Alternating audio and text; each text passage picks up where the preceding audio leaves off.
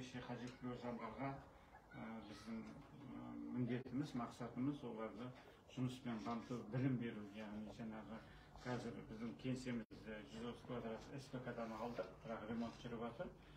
Соған оған дейін үйретіп жұмыс істедік.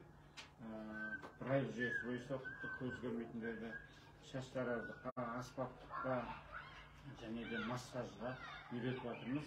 Соларды қазір автопарктармен келісім жасап жатырмыз. Яғни массажистарды көз көрмейтін жаңағы басқа да солар жұмыспен қамтып деп отырмыз. Аспаптық шаш таразыда бірінші, екінші, үш топтағы көзбен көретіндерге солай жұмыспен қамтып отырмыз. Және де тігін орталығын ашып, қазір меморандумға отырып жатырмыз.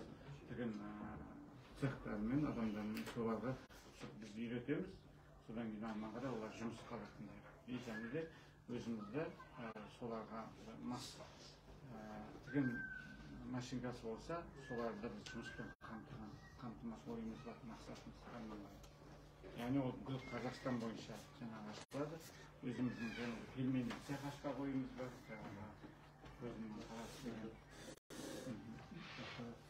Сіздермен жұмыс істеу, яғни экологиялық енді біздің сіздердің таныстырғаннан кейін осылай неге қоршаған ортаны ластамауға, таза ұстауға, неге біз азамат ретінде өзіміз мүмкіндігі шектеулі болса да, бірақ біз толыққанды азамат сияқты жұмыс істейміз. Өйткені бізде керемет әр салада спорт саласы болсын, каратэден, дзюдодан чемпиондар бар, әлемдік чемпиондар бар да. Яғни денсаулығы мүмкіндігі шектеулі емес, шексіз деп айтуға болады. Сондықтан біз әдейі өзім осы сіздерге келіп, қоғамға бір үлесімді қосқым келеді. Яғни мен өзім не істедім? Қоғамда адамдарға жақсылық жасауымыз керек.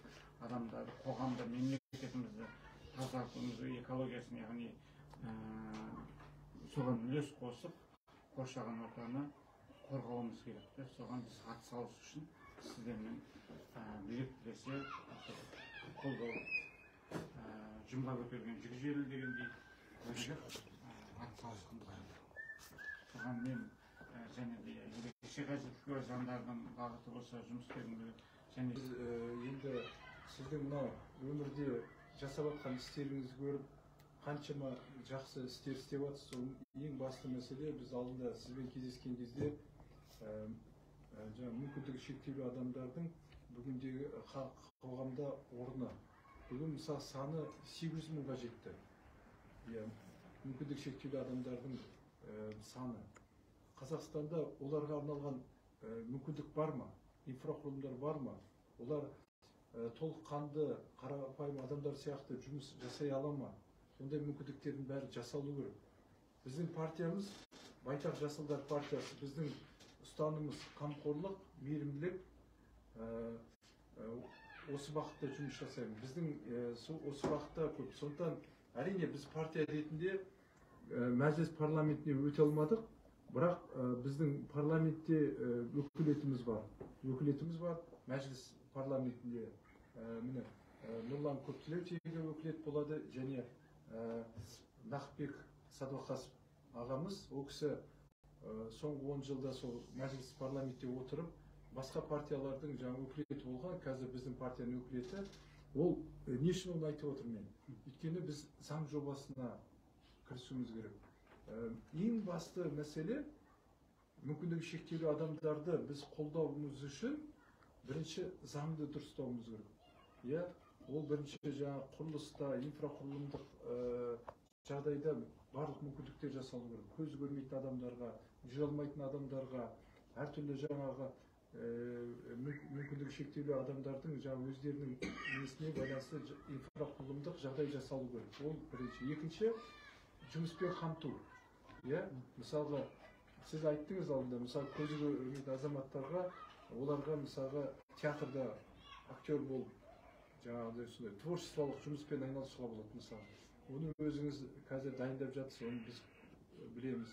Сондықтан үлкен рахмет, біздің партиямызға сенім көрсетіп, осылай келіп, бірге жұмыс жасайық деген сеніміңізді біз ақтауға тырысамыз.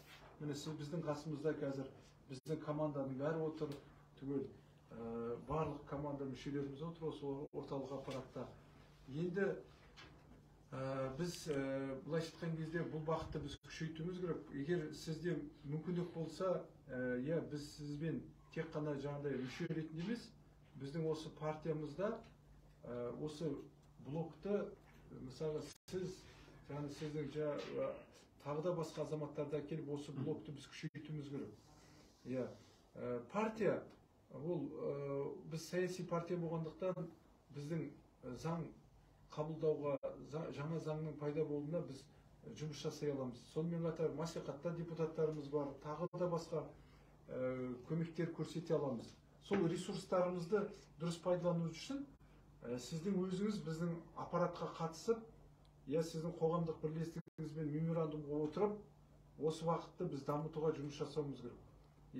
Енді қазір бізде енді бюджеттеуіне мәселесі әлі шешілген жоқ. Сол мәселені шешумен айналысып жатырмыз. Енді бізде мықты азаматтар бар, мықты кәсіпкерлер бар. Қазір әртүрлі кәсіптің басын бастайын деп жатыр. Мүмкін жаңағы бізде сол көптеген қаражаттар түсуі мүмкін. Соны бір бағытты сізді қолдауға біз бағыттасақ деп отырмыз. Сондай біздің ойымыз бар. Бұл айтқанда енді біз мысалы мен осы жақында Семейде болдым. Мысалы Семей полигон ұмытылып кеткен Қазақстанда. Енді бәрі айтты, 30 жыл бұрын Семей Невада мықты тәжірибелі саясаткерлермен, политологтармен, тағы басқа экономистермен сізге біз қолдау көрсетеміз. Сол заң жобасын қарап, біз сізді сол рабочий комиссияға кіргізуіміз керек. Нақбек аға, мүмкіндігі шектеулі адамдардың арналған заң жобалар бар ғой. Сол заң жобаларына жәкеңді кіргізуіміз керек комиссияға. Жақсы ма? Бұл кісі, көрдіңіз бе? Бұл нақты ісі бар да, теннис ойынын жасап жатыр көзі көрмейтін адамдарға. Өз күшімен ақша тауып істеп жатыр. Тағы да кәсіпкерлікті дамыту, көзі көрмейтін адамдарды театрға дайындап, өз сондай жұмыстар. Осындай жұмыстарды біз қолдауымыз керек. Сол кезде ол күш алады. Бұл кісі мысалы қаржыландыру мәселесі проблема. Ақша қаражат сұрап анаған барады, мынаған барады мысалы. Осындай нәрсені біздің партия шешіп отыр. Біз әкімшілікті, бізге әкімшілікке әліміз жетеді ғой, Астананың. Бұл мәселені біз көтеруіміз керек. Барлық регионда. Сондықтан сіздің структураңызды Астанада, орталық аппаратта біз қоюымыз керек. Біздің бір блок болу керек бар. Одан кейін сіздің филиалдарыңыз болу керек. Әр жерде сол филиалдармен жұмыс жасау керек. Олардың жаңағы заңсыз жаңағыдай әртүрлі неге пайдалануын бәрін біз тоқтатуымыз керек. Бізге ол не береді? Бізге келесі сайлауда 800 мың адамның және қаншама адамдар сол ісімізді көріп, бізді мысалға дауыс береді. Мүмкін келесі сайлауда міне 100байдың өзі біздің партиядан шығатын кандидат болады. Мәжіліс депутаттығына, мәслихат депутаттығына сіздің әріптестеріңізде, біздің партия сіздерді кіргізуіміз керек заңға. Сол ішіне қатысуларыңыз керек. Ол үлкен мүмкіндік та, ол алаң. Сол алаңды пайдалануға. Сондықтан мына осы іс бізде басты істің болу керек.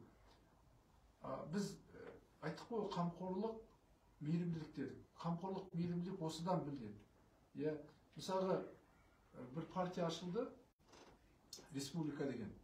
Мүнки олигархтардың балалары кіріп алған ішіне жаңағыдай бір кісіні бәрін бизнесті қорғаймыз дейді да.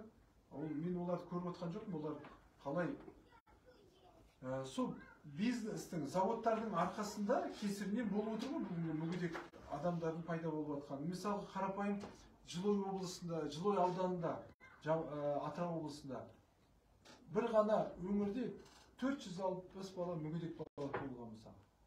Олар ертең өседі, ертең қалай өмір сүреді қоғамда. Мысалы, одан басқа қандай адамдар бар? Жаңағы апаттан болған адамдар бар. Әртүрлі. Соларға біз заңды, мемлекеттің қамқорлығын, мемлекеттің мейірімділігін біз бұруымыз керек. Осыған қатты жұмыс жасауымыз керек. Сондықтан сіз бүгін біздің партиямыздың мүшесі болып отырсыз. Міне жеңгеміз де келіп отыр. жеңгеміз қасында қолдаушысы. Сіз де кіресіз ғой біздің партияға. Сіз басқа партияда емессіз ғой, мүше емессіз ба? Білу керек. Білу керексіз да. Самулан Жүзбай ағамыз біздің қасымызда. Сондықтан құтты болсын партиямызға мүше болғаныңыз. Сізбен енді жұмыс жасаймыз. Бәрін ойластыру керек, Нұрлан. Ақылдасып, қалай біз дұрыс ұйымдастырамыз бұл жұмыста. Сіздің офисіңіз болса, сол офиста құру керек. Сізде бар ғой офис, да? Сол офиста біздің енді сол жерде күшейтеміз ба бұл жұмысты, соның бәрін біз ойластыруымыз керек. Нақбек аға, қалай парламентте қалай көтеріледі осы мәселелер? Мәселе енді бұл үкімет жұмысы ғой. Бұл кезде адамдардың депутаттыққа екі жаңағы отырыс бойынша партиялар міндетті түрде өзіне кандидат ретінде ұсыну керектігі. Сол жүзекең өзі жаңағыдай драматург екен, көз ашылған, тамаша көреді екен, бәрін не істей береді деген мәселе ғой. Түсінікті мәселелер көп дүниелерге бәріне көкірек ашық екен. Сондықтан жүзекеңнің келешегі еңбегі халыққа игілігіне пайдаланады деген ойдамын. Сіз қатыстыңыз ба осы заң жобаларында? Мүмкіндігі шектеулі адамдардың қоғамдағы орны жағдай жасау. Сіз сол заң жобаларды көтеріңіз, парламентпен байланысып, кім жаңағы қай ол, по-моему, кімде, по-моему, да, экономикалық әлеуметтік ол кімде? Аймағамбетте, да? Онда Нұрлан хабарласып сол комиссияға кіріміз керек. Сол комиссияға Жүзбайды кіргізейік. Заң жобасына бәріне қатыссын. Өйткені заң жобасында сол жағдайды білетін адам қатысқаны, ол заң жобаның сапалы болуына жұмыс жасайды ғой. Дұрыс қой? Онда біз бар ғой партиямыздың атынан ұсынайық соны. Жақсы ма? Мен істер ақтап отырмыз ғой. Жаңағына көз көрмеген жағынан да аудиодескрипция дейді. Жаңағы фильмдерді анауында айттым ғой, жаңағы фильмдерді заңға кішкене қызық фильммен кино көрген кезде көз көрмейтіндер естиді дағы, тоқтап қалған жерде қимылдарды білмейді да, көрмейді да. Сол кезде жаңа аспаннан күн күркіреп, жаңбыр жауды, ойлары жерге су жиналды, және де көк кәсім шалбарда, галстукта қолмен амандасты, қолында жүзігі бар екен деп, сол жерлерді айтып тұрады да жаңағыдай. Сондай 10 фильмді аудиодескрипция жасадық. Сосын сондай музей бәйтеректің бәрін аудиодескрипция жасадық. Мысалы кірді, наушник бар, бізде 3 тілде болады, орысша, қазақша, ағылшынша. Жаңа бірінші қабатты басып болады да, жаңа наушникті құлаққа немен бастап тыңдайды жаңа нысандарды бәрін айтып тұрады озвучтер. Екінші этажға көтерген екіншісін басып болады, не бар екенін бәрін айтып тұрады да. Сосын музей, мысалы Сәкен Сейфуллин президент музейлерін біз сонда аудиодескрипция жасадық, жаңағы суреттерді істедік. Яғни бұл көз көрмейтіндерге. Сосын біз міне 2019 жылы әкімнен 2 гектар жер алдық. Яғни тең қоғам салу, яғни тәуелсіз еркін өмір сүру орталығын салу. Бұл Орта Азияда жоқ нәрсе. Яғни соның бәрін проектісін сыздым, жасадым. Бұл жерде шеберханасы да бар, ашханасы да бар, кітапханасы да бар, мәдениет үйі де бар, жаңағы офтальмологиясы да. Не керек мүмкіндік шектеулі жандарға бәрі бар.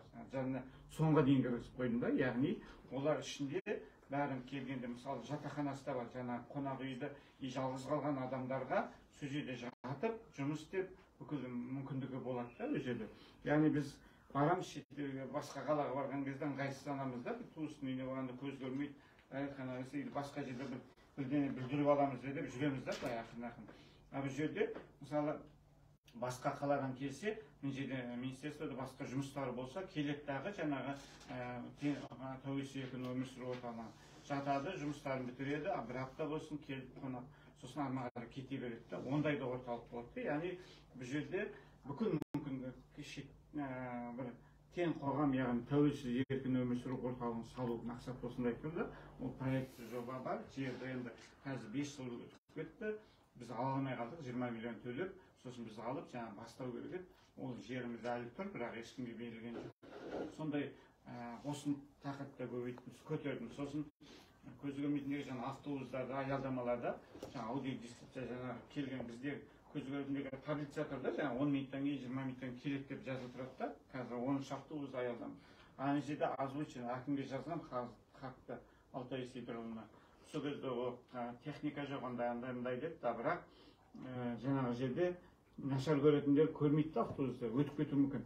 Көбі құлаққа киіп алады да, наушник сұрайсам, мен өзім кейбірде тықылдатып жүріп барған кезде қандай автобус десең білмейді, айтпайды да, құлағында наушник болады.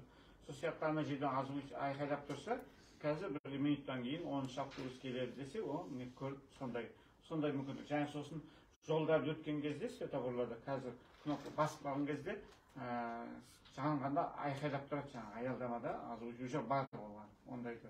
Ал енді кейбір ғимараттарға кіру үшін жол сары жолақтар болады ғой, сондайлардың көбінде болмайды кейбір жерлерде. Сосын мен енді көз жағын айтып жатырмын. Ал арбада танылғандарға оған көп пандустар жаңа көп ғимараттардан қазір заңға кіргізді, бірақ соның өзінде көп ғимараттарға мүмкіндік жоқ кіруге. Біз енді қазір Италиядағы кешегі Роберт ағамызбен, жездемізбен мысалы, ол кісімен көп осы парламент мәжіліс депутаты болған, мэр болған, әкім болған, ол кісінің өзінің қазір Жібек жолы деген қоғамдық бірлестігі бар. Қазір біз меморандумға отырып жатырмыз да, шет мемлекетте бізде жоқ нәрселерді қазір кіргізейік деп жатырмыз да. Қазақстанға сол заңдан осындай. Өйткені бізде инватакси деген бар да. Инватакси мысалы біз шақырамыз, бір күн бұрын шақырып қойымыз керек. Ал соны қазір дамытуымыз керек. Оны да заңда бұрын аптасына 5-6 күн болады, 5 күн болады, сенбі жексенбі болмайтын да. Бірақ заңда тұр 24 сағат жұмыс істеу керек екен да мүгедектерге. Сондай. Солардың инватаксиларында аз қамтылып жатқаны. Енді тақырып көп. Мен оны айта берсем қазір сіз юристтермен енді алла қаласа осы мүмкіндік шектеулі азаматтар менде бүкіл Қазақстан бойынша группалар бар да, чаттар, WhatsApp'та. Қайсаржан, мүмкіндік шектеулі инклюзия тобы, неше түрлі WhatsApp'ында, бәрі қаладан, бүкіл мүгедектер. Сонымен тақырыптарды көтеріп отырмыз. Қазір өзіміздің іште ойындар өткізіп, соның өнерлерін дамытып жатырмыз. Сол ішіндегі жаңағыларды, мысалы, біреу ақын, біреу әнші, біреу жаңағы өлең жазады. Сол сияқты соның бәрін қамтып, мен ойымда жеткізіп жатқаным атсалысуға бармын деген. Өйткені жаңағы осы жерден де ең жанды адамдарды тіркеуге де, адам санын көбейтуге де, өзі үгіттеуге, насихаттауға мен бармын. Енді доверенный судов істеген кезінде акиматта да істеген, Тасмағамбеттің кезінде, енді дін саласында да істеген, мен секторлармен жұмыс істеп, енді бүкіл КСК-да басқардым, фирмам болды, охрана, бірақ мүмкіндігім осылай шектеліп қалғаннан кейін тоқтадым да, осы қайырымдылықпен ғана айналысу жұмысында. Соған енді барымды салысуға, экология дегеннен кейін, кеше таныстырғаннан кейін сізге өзіміз айтылған, содан кейін кішкене жақындап одан сайын қарап отырып, біз былтырлары су көлдердің өзінде жиектердің бәрі мусор толып жатады, судың ішіне сондайларды тазартуға салысқанымыз кезінде, сондай әйтеуір өзіміз үшін. Бұрын Молодежкада мешітті ең бірінші 2009 жылдары өмірі тазартпаған ғой, 2008-ге сол бүкіл зиратты тазартқанбыз. Тазалыққа енді өзіміздің кішкене арманға енді бұны басқа структурада интернет арқылы басқа да жаңа филиал аш деп отырсыз, бүкіл соны атсалысуға біз дайынбыз. Рахмет, өте жақсы, өте жақсы. Сіз енді біздің партиямен, сіздің жаңа қоғамдық үймен өзіңіздің енді түсінікті ғой, общий планда біз түсініп тұрмыз, бірақ соны конкретизировать етуіміз керек. Біз қай жерде сізге қолдау көрсетеміз, қай жағынан қолдау көрсетеміз, сіздің жаңағы жұмыстарыңыздың көлемі үлкейіп, пайдасы көбірек болу үшін жаңағы соны қалай істейміз, соны енді ойлану керек. Бірақ осы мәселені мен енді бізде міне осы мәселені біз кімге тапсырамыз? Біздің партияда Жүзбаймен жұмыс жасау үшін, онда Нұрлан, сен өзің не қыл? Жүзбай ағамызбен сөйлесіп, ақылдасып, белгілі бір жоспар жасап, план жасап, жаңағы жұмыстар жасауымыз керек. Бізде қазір енді қаражат мәселесі қазір бізде әлі шешілген жоқ, бірақ біздің қазіргі бар немізбен белгілі қолдаулар көрсете аламыз. Жаңағы біріншіден сізді біз жаңағы заң жобалары бар ғой, сізге қатысты, осы сол заң жобаларына мүшелікке сізді біз қатысып, парламентте сіз қатысып, сол жерде мәслихатта да қатыстыра аламыз. Сол жерлерге сіздің қатысуыңызды біз қамтамасыз ете аламыз. Ол бір. Екінші жаңағы сіздің қоғамдық ұйымыңызды біз меморандум жасасақ біздің партиямен. Одан кейін жұмыс планымыз жасаймыз. Осы дорожный карта Астана қаласы бойынша бір план жасап, соны іске асыруға тырысайық. Одан кейін үшінші, енді осы алдымызда келе жатқан сайлау енді 5 жылдан кейін бола ма, 4 жылдан кейін болады, 3 жылдан кейін болады белгісіз. Бірақ біз енді осы жұмысымыз арқылы бір-бірімізге жаңа көрсетіп, бір-бірімізге сіз кандидат, біздің партиямыздың атынан кандидат қылып, мәжіліске біз сізді ұсынамыз болашақта. Соған енді партиямызда жұмыс жасап, партия біздің жас партия, бірақ жас болса да қозғалыс ретінде 10 жылдық тәжірибесі бар, қаншама мәселелерді қорғап, бастаған ісіміз соңына дейін жеткізіп, күресіп жүрдік. Ондай үлкен компаниялармен күрестік, Теңге Шевройл дейді, Казфосфат, Казцинк, Евразийский промышленный групп, оларды. Бірақ біз заңды түрде, конструктив түрде біз дәлелдеп, оларға біз көп нәрсені үйреттік. Қазақстан деген ол келіп, былғап қашып кететін аймақ емес, бұл жерде де партиялар бар.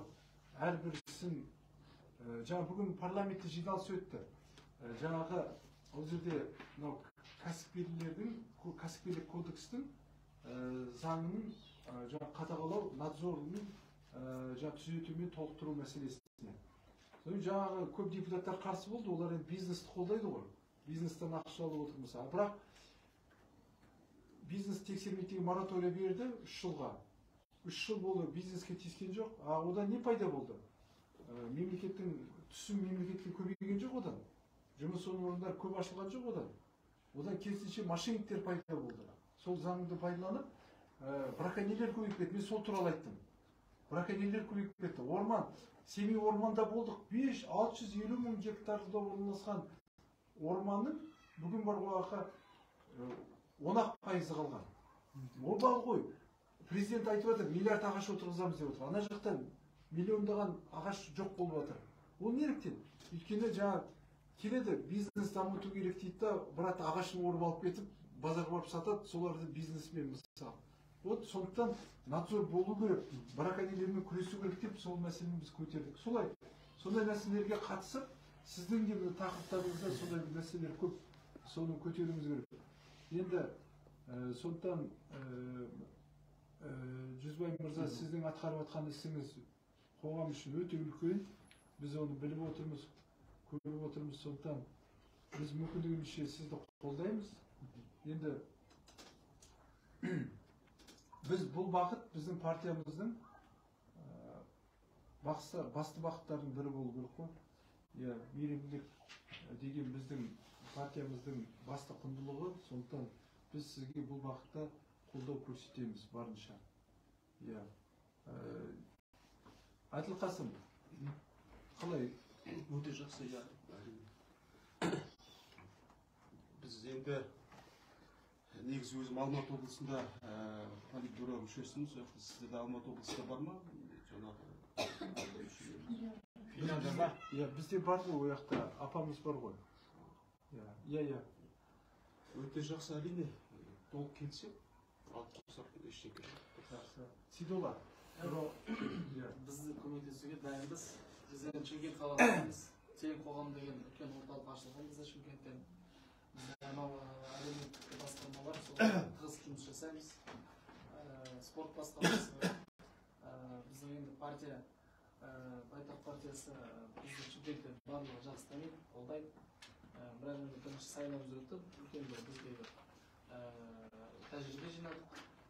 Бірақ сонда да біз үлкен кеңестерде бармыз, кәсіпкерлер жиналады, спортты қолдайды. Бағана сіздің бастамаларыңыз құдай қалса іске баса берсін, жолыңыз ашық болсын. Біз қасыңыздамыз. Құдай қаласа біздің досымыз болыңыз. Партияның шетінде жүрсек те бізбен дос болайық. Шымкентке келгенсіз ба? Боласыз ба Шымкентте? Есімім Сейдулла болады. Сол Шымкентте бізде цифровизация бойынша біздің өзіміздің кәсібіміз бар. IT направлениясында. Енді ол да үлкен нәрсе. Ол жағынан да бір ойлар келсе, біз балдардың бәрін басын жинап, үлкен ассоциация ретінде бір 20 шақты үлкен бір компаниялар бар. Енді олар тек қана Шымкентте орналасқан, бірақ Шымкенттен шыққан жігіттер. Солардың бәрін басын қосып, біз сіздердің алдарыңызда тұрған бір задачаларға решение табуға тырысамыз.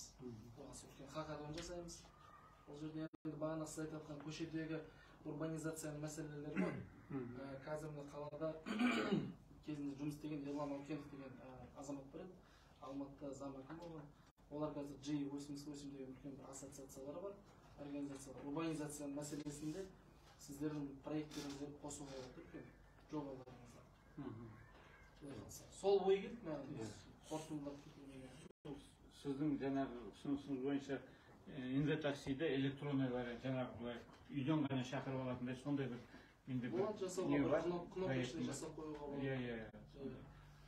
Инватакси қай жерде келе жатқанына шейін келген кезде бағанағы телефоныңызға сигнал вибрация ретінде ма, звук ретінде ма келетін, оның ақшасы сіздің картадан автомат түрде шешілетін.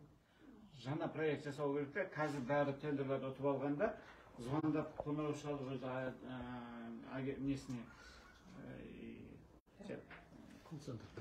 соған звондаған сайын шақырғанша кезек болады да, телефон занят болады, анау болады да. Біз болашақта төлем такси деген ашамыз. Шымкентте төлем таксидің ішіне сол инватаксидің қызметтерін андай социальный ответственность деген болады әр бизнесте.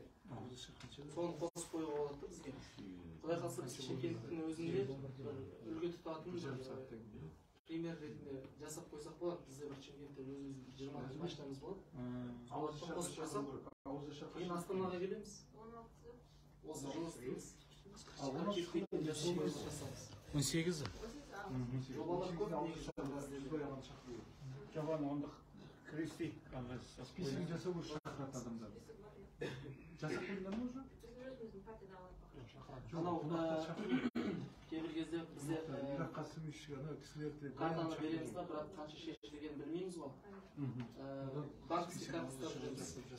Немесе бағанағы қанша қолда тұрған білмей қалады кейбір ақшаны. Сол үшін біз өзімізде Шымкентте браслет ойлап тапқанбыз. Мектепке барады енді оқушылар. Оларды енді ата-аналар алып келеді, ортада жүрсін дейді. Бірақ анау Астанада тамақтанатын кезде есеп айырысу кезінде сол браслеттің ішіне ақша салып береміз. Сол браслет бағанағыдай терминалға тіккен кезде ата-анасы көріп отырады, қанша ақша алып. Ол жасөспірімдерге сол бағанағы особые дети деп айтамыз ғой. Оларға сондай бізге кіргізуге жоқ бізде. Жоқ, бізде жоқ сол. Ол браслет, NFC браслет болады, ішіне ақша салып қойылады. Мектепте бар, былай ана біздің зағиптарға арналып әдейі солай істеуге болады екен де. Балаларға көзбен.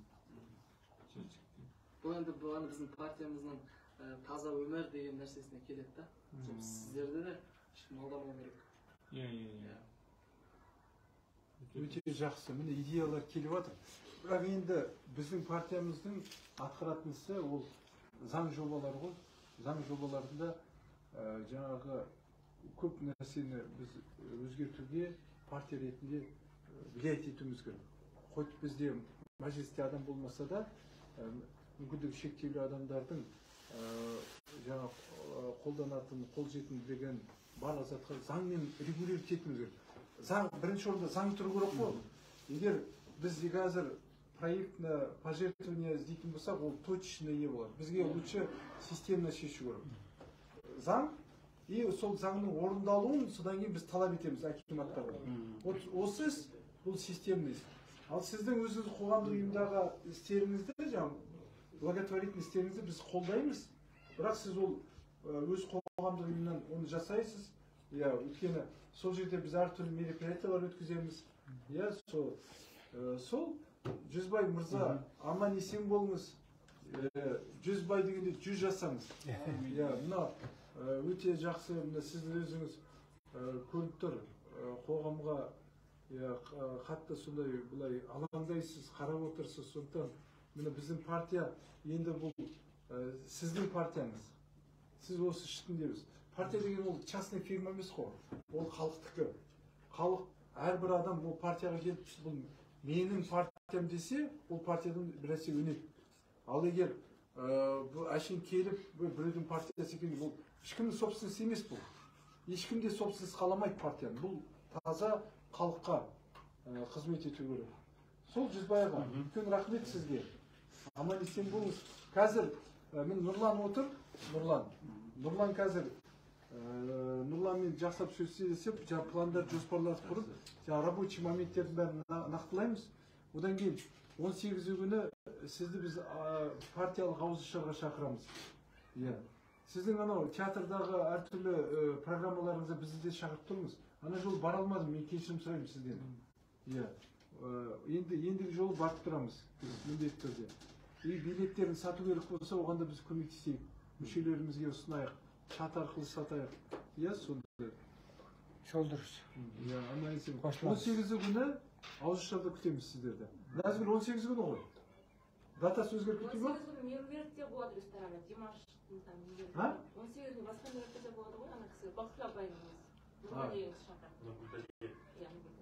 Біз өзіміздің ауызашарымыз қашан? 19 күні өткізейік. Давайте өзіміздікін жақсылап тұрып не қылайық, өз адамдарымыз списігін шақырып, партияның атынан жасауымыз керек.